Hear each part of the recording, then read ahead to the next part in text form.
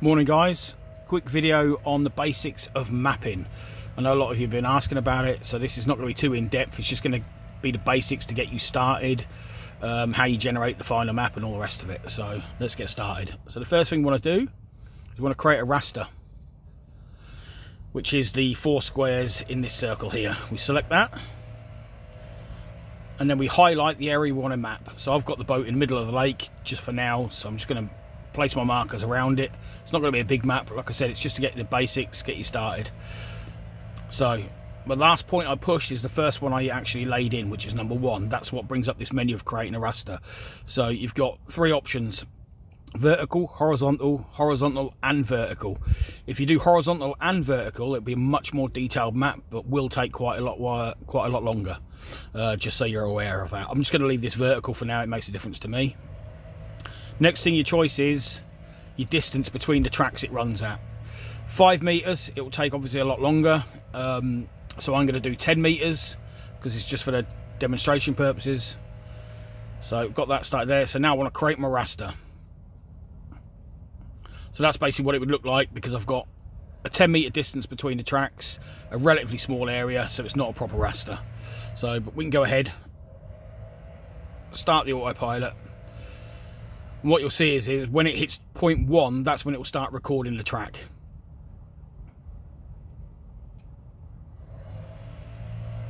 So there you see it, the menu pops up telling you that. Just click OK. So it's going to go to position 1, and that's when it will start recording.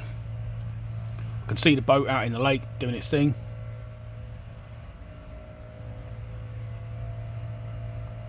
And this lake's not going to be very interesting. It's very shallow.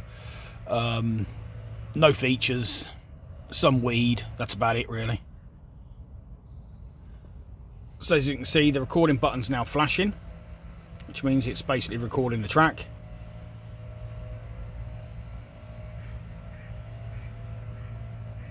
This is the boring bit where we just wait for it to hit the points. It's just so you get the general idea of what you're going to do.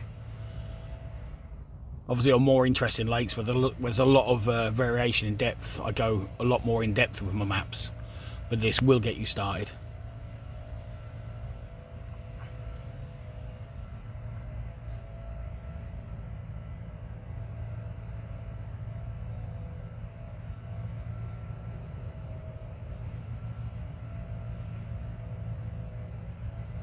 There you go. So as you can see, mapping complete. The raster has now been driven. Okay. So next thing we're going to do is, I'll probably make a mistake here, knowing me. Want to add our overlays. Okay. So this is where we click this option. It looks a bit like a pen. Click that. And here is the one we've just done. You can read it by the date at the top. Yeah. So sorry, at the bottom. It's this one we've just done. So I'm going to select that. Click OK. As you can see, there's absolutely no variation. Here you can play with your colours.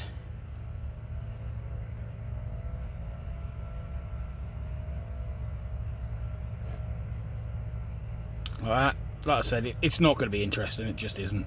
There's no features here. But say I was happy with my colour chart that I wanted for my different depths. Then the next thing, obviously, you do add depth map, and this is where it will actually make the map for you. And there you have it. That is literally it. Obviously, you can go a lot more in depth than this, but this gives you a fairly good idea of what you're meant to do. So if I was doing more sessions, each time I'd make a new run.